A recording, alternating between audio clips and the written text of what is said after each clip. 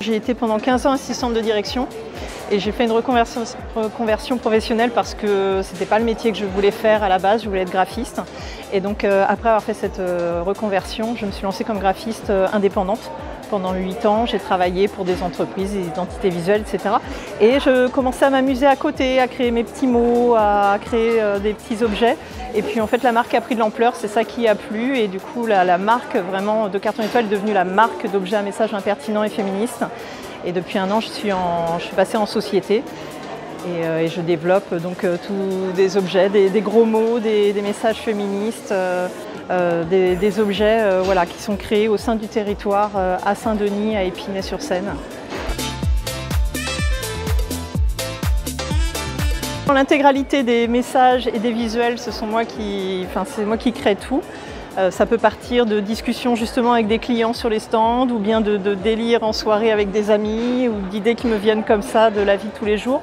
L'idée à la base, c'était de créer des objets que moi je ne trouvais pas dans le commerce et qui pouvaient me parler. Donc je suis vraiment ma cliente cible, on va dire. Et en fait, ça parle à beaucoup de monde parce que les gros mots, ça fait rire, donc tout le monde s'y retrouve. Les messages féministes, ça parle pas forcément à tout le monde, mais quand même à beaucoup de monde et à des hommes y compris. Et donc en fait, le processus après, c'est de trouver aussi mes visuels, comment les développer, sur quel objet, en fonction des fournisseurs que je vais trouver, des sociétés qui sont proches de chez moi, la façon dont ils travaillent, pour avoir le plus possible des produits locaux, éthiques, tant que possible, parce que ça fait aussi partie de mon ADN et de ce que j'ai envie de proposer aux gens. L'idée, c'est vraiment de développer les revendeurs. En fait, là, on est revendu par 35 boutiques en France et en Belgique, et de prêcher la bonne parole du message impertinent un peu partout, hors de la France, de la Belgique, et de développer toute cette partie-là voilà, du commerce. J'aime voir en direct la réaction des gens, parce que je fais vraiment ça, parce que les gros mots ça fait rire, parce que les messages amusent et j'aime bien partager ça avec les gens, ça fait vraiment partie de ce que j'aime dans mon métier, le partage. J'ai déjà eu une dame pour le mug Salut les cons qui s'est plantée devant moi en disant mais dites-moi en quoi c'est drôle d'insulter les gens. Donc voilà, ça fait partie des échanges qu'on peut avoir qui sont assez rigolos parce que si ça vous a pas fait rire, je peux pas commencer à vous expliquer le second degré du message. Donc voilà, de temps en temps ça arrive, mais c'est très rare. Les gens sont très bienveillants parce qu'ils comprennent tout à fait l'objet de la démarche.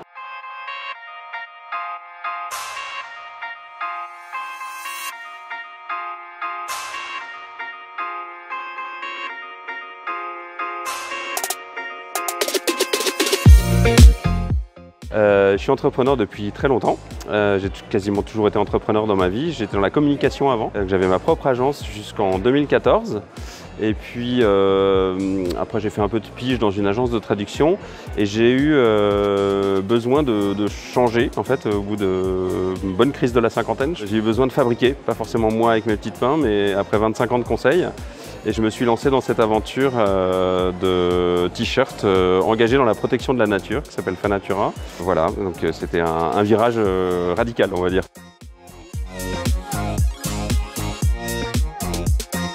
Ça fait très longtemps que je suis concerné par la protection de la biodiversité. C'est un sujet qui me touche vraiment profondément. Et je suis collectionneur, à côté de ça, d'images naturalistes anciennes. qui viennent des 18e et 19e siècles. Et je suis fasciné par la vie des gens qui, avant qu'il y ait des photographes, partaient à la découverte du monde pour inventorier le vivant. Et j'essaye de faire le pont entre ces naturalistes, découvreurs de la nature à l'époque où elle était très abondante, et ceux qui aujourd'hui la défendent parce qu'elle l'est beaucoup moins, comme vous le savez. Et donc je m'engage à verser 20% de mes bénéfices aux associations de protection de la nature. Donc quand vous portez un t-shirt Fanatura, vous devenez une ambassadrice ou un ambassadeur de la nature, c'est mon concept. De manière très concrète, à très court terme, à la rentrée en septembre, je vais participer au salon Who's Next qui se tient à Paris et qui est la grand-messe de la mode actuelle. Donc c'est dans la section Impact, c'est-à-dire qui rassemble les marques qui sont engagées, éthiques et durables. Ça, je pense que ça devrait ouvrir des perspectives de distribution intéressantes parce que vous avez toutes les boutiques ou les réseaux de boutiques qui viennent faire leur shopping à la rentrée pour la saison suivante. Et puis je vais essayer de continuer à produire de nouvelles espèces sur des t-shirts. J'essaye de ne pas trop produire. Je fais qu'une seule saison par an et souvent c'est une capsule de 2 ou 3 motifs, la plupart sur précommande pour limiter les stocks et les invendus. Alors là en fait vous avez la première collection qui va du homard à la fougère. Donc ces 7 premiers motifs, c'était ma première collection. Je l'ai faite financer par une campagne de crowdfunding sur KissKissBankBank il y a 2 ans, en 2021, qui a bien marché et qui m'a permis de me lancer dans cette prod. Alors celle-là, elle a été fabriquée dans 2 modèles. Un modèle femme qu'on voit sur le mannequin ici, qui est plus cintré à la taille avec un grand col demi-lune et les manches plus courtes. Et elle existe aussi en modèle mixte, qui est la coupe que je porte aujourd'hui avec cette méduse.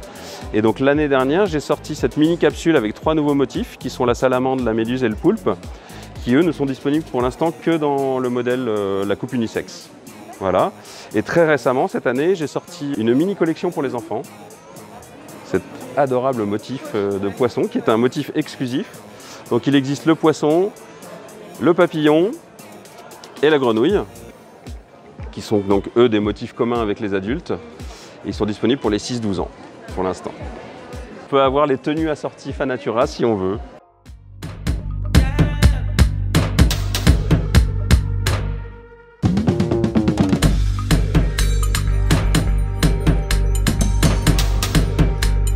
Moi, je suis tombée dans l'entrepreneuriat vraiment par hasard, donc il y a maintenant 3 ans.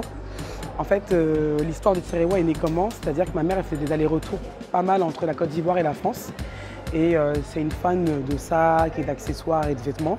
Et en fait, en passant dans les marchés et dans les ateliers, elle m'a expliqué que pendant le Covid, en fait, les artisans ils avaient la marchandise qui était restée sur place.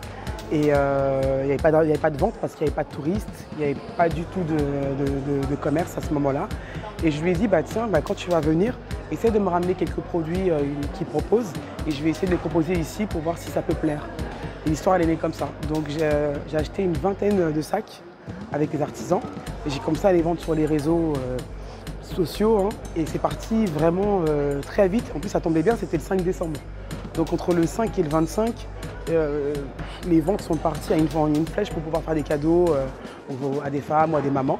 Et on m'a dit, tu devrais continuer, c'est bien, continue.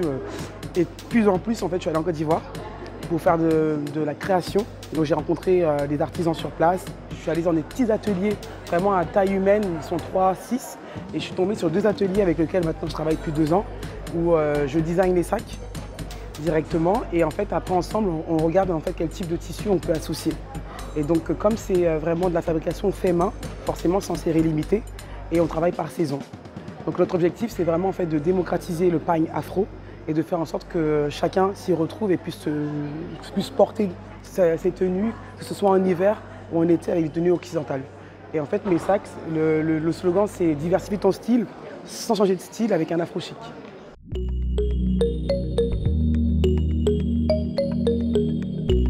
Depuis 2 ans, je propose en fait 3 types de sacs qui vont accompagner la vie d'une femme. Donc on va avoir d'abord les pochettes Gloria. Donc je les ai pensées un peu larges parce qu'en temps normal, les pochettes qu'on achète, elles sont plutôt plates. On ne peut rien mettre dedans. Donc là, en fait, l'avantage, c'est que j'ai un contenant qui est assez large où je peux mettre clés, petit portefeuille, paquet de cigarettes, c'est pour ça qu'ils fument. Tout rentre dedans. Voilà. Et après, derrière, ça se referme comme ça. Et en fait, j'ai fait en sorte que la prise en main, elle soit facile, qu'on peut le porter pour aller à un événement, un mariage, ou même à une sortie entre filles, quoi, le soir. Ça vient apporter vraiment une touche de peps et de chic, sans forcément changer votre style vestimentaire.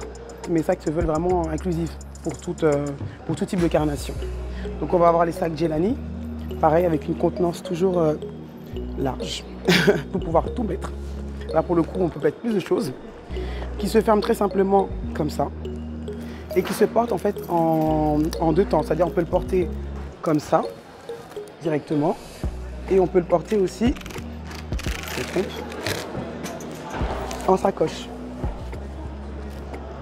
Comme ça fait un 2 en 1 et c'est pratique. Hop.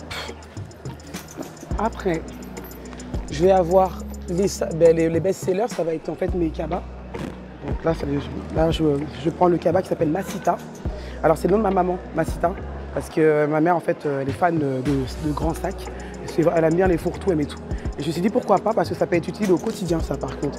Donc ça on va dire que ça c'est du lundi au samedi. Lundi, vendredi pour aller travailler, samedi pour aller bruncher, avec des poches à l'intérieur et qui se ferment tout simplement comme ça et qui se porte aussi pareil. On peut le porter comme ça et on peut le porter comme ça. Voilà, et après à côté de ça, je fais des petits accessoires et tout en été, donc par exemple des éventails. Et je propose également depuis peu des petites trousses de toilette qu'on peut porter directement comme ça et le mettre dans son sac. Vraiment, vraiment l'ADN de Tirewa, ça va être vraiment sur les pagnes. Parce qu'aujourd'hui, je pense que vous connaissez tous le wax, parce que c'est vraiment démocratisé, mais c'est dénaturalisé parce qu'à la base, le wax c'est un imprimé qui est fabriqué en Hollande et qui est fabriqué en Europe. Alors que le vrai pagne, le vrai tissu africain, c'est vraiment en fait le pagne à tendance d'inspiration Bogolan. Là j'ai vraiment un pagne authentique que de base en fait qu'on mettait dans les événements traditionnels, c'est-à-dire pendant les baptêmes, les mariages, et souvent ça se portait comme ça. Voilà. Et donc moi je l'ai détourné en fait sur des sacs parce que je trouve que les couleurs elles sont quand même plus faciles à associer sur nos tenues occidentales. Le projet en fait, quand je pourrais, ce serait vraiment de développer une sorte de coopérative. Donc de réunir en fait, tous mes artisans, parce que là je travaille avec des artisans ils sont un peu en freelance. Donc je vais les voir, je vais travailler avec un, je vais travailler sur les cabas, avec le deuxième je vais travailler sur les pochettes. Enfin, voilà, donc j'aimerais bien en fait réunir tout ce groupe, leur permettre d'avoir vraiment un atelier avec quand même du matériel dernière génération pour pouvoir encore mieux travailler et faire plus de belles finitions. Et après j'aimerais bien créer une collection capsule pour les hommes et proposer voilà, des pochettes pour les hommes ou des sacs à dos. Moi, mon objectif, c'est aussi de faire attention à l'environnement et en fait, proposer aux gens de pouvoir consommer d'une autre façon, de consommer autrement. Donc aujourd'hui, par exemple, j'utilise en fait, voilà, des matériaux assez nobles, donc, mais ça paraît comme du cuir, mais en fait, c'est du simili-cuir et c'est tout aussi beau. Et après, j'ai volontairement pas de flyer parce que je suis dans le concept du moins de flyers, plus de fleurs.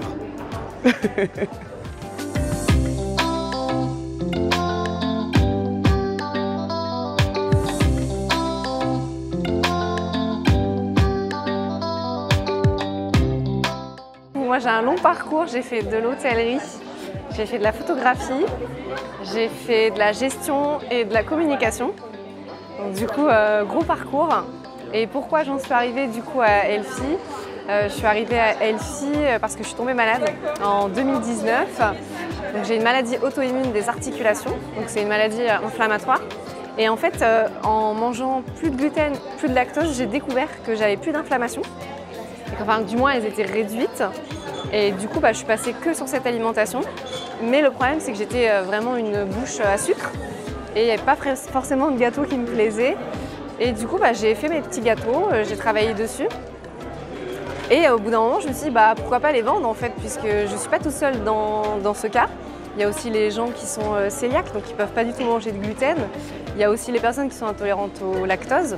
En fait, ça prend en compte beaucoup de personnes. Donc je me suis dit, faut vraiment le partager. J'avais un parcours cuisine, service et hôtel. Donc du coup, c'était assez complet. Je faisais déjà de la pâtisserie, moi, de base, beaucoup. Et pourquoi je suis partie sur le gâteau de voyage? Parce que je trouve que c'est un gâteau qui est vachement oublié. Et puis moi, de toute façon, je ne pouvais pas faire de pâtisserie fraîche. Et je trouve que toute seule, c'est beaucoup de travail. Enfin, là aussi, c'est beaucoup de travail, mais c'est vraiment différent. Et je me suis dit, bah, pourquoi pas revisiter le gâteau de voyage sans gluten et sans lactose. J'ai démarré il y a 9 mois, donc c'est vraiment tout récent. J'ai 3 gammes de gâteaux pour le moment, donc je pense que c'est déjà pas mal vu que je suis toute seule. Je fais les cakes, les brownies et j'ai tout ce qui est amandier. C'est un amandier revisité. J'ai créé ma recette, c'est vraiment une signature. Alors même si j'ai créé mes recettes, je suis plus partie sur déjà des bases qui existaient. Mais vraiment l'amandier c'est autre chose que j'ai revisité. C'est un peu ma collection signature. J'ai travaillé du coup le visuel avec des meringues. Donc c'est moi qui fais les petites fleurs. Et sur les amandiers, on peut retrouver ce genre de décoration. Le projet c'est d'ouvrir une boutique, de faire un coffee shop avec mes gâteaux. Donc vendre du café, du thé, des boissons, peut-être des jus. Des smoothies ou des choses comme ça. Rester vraiment sur le côté healthy. L'idée, ça serait d'être à Saint-Ouen même. Donc j'espère trouver mon local rapidement.